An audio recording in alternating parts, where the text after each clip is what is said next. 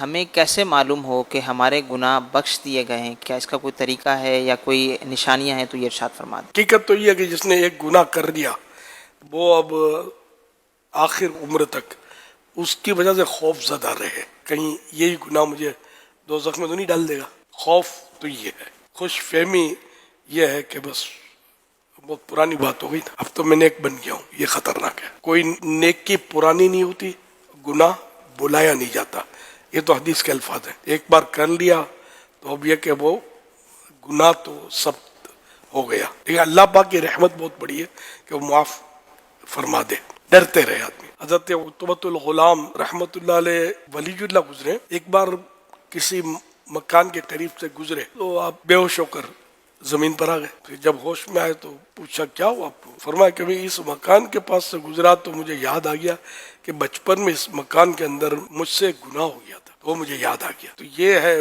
خوف خدا، گناہ کو بندہ یاد رکھے، بھولے نہیں، خوش فہمی میں نہ پڑے کہ میرے گناہ معاف ہو گئے۔ بعض صورتیں یہ حدیثوں میں بیان ہوئی ہیں، جیسے حج کرے جو میدان عرفات میں 9 ذی الحجہ کو احرام کے ساتھ حج کیا، تو اب یہ اس کو یقین رکھے کہ میرا گناہ معاف ہو گئے، میں گناہوں سے پاک ہو گیا، یہ بھی ہے مطلب۔ لیکن اس میں بھی صورتیں ہیں، جیسے فرض نمازیں قضا ہوئی تھیں، قضا کا گناہ معاف ہوا، قضا ذمہ باقی ہیں، یہ تو کرنی پڑیں گی۔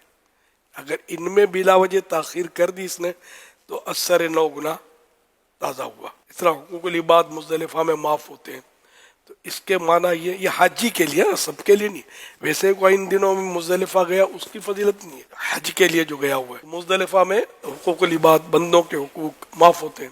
اس میں بھی یہی ہے کہ جو گناہ اس کی وجہ سے ہوا تھا وہ معاف ہوگا، بندے کا حق باقی رہے گا۔ اب یہ نہیں کہ لاکھوں کروڑ ہڑپ کر گئے اور حج پر چلے گئے، مزدلفہ گئے تو سب معاف ہو گئے، نہیں، تاخیر یا جو بھی اس کی وجہ سے جو گناہ ہوا تھا وہ معاف ہوگا، ادا کرنے باقی رہیں گے۔ اس طرح جس طرح کے بھی حقوق العباد ہوں، کسی کو مارا تھا، پیٹا تھا، دھمکایا تھا، پیسے دبا لیے تھے، پیسے کھا لیے تھے، تو یہ سب ادا کرنے ہوں گے اور جلدی، ورنہ پھر یہ گناہ تازہ ہو جائیں گے۔ بعض علماء کے حوالے سے لکھا ہے کہ اگر بندے کے دل میں توبہ کے بعد نیک عمل کی محبت پیدا ہو تو یہ بھی ایک علامت ہے، یقینی طور پہ تو کوئی صورت ہو ہی نہیں سکتی سوائے نبی علیہ السلام کے بتانے کے، محبت پیدا ہو نیک عمل کی، تو یہ بھی ایک علامت ہے کہ یہ توبہ اس کی قبول ہوئی ہے۔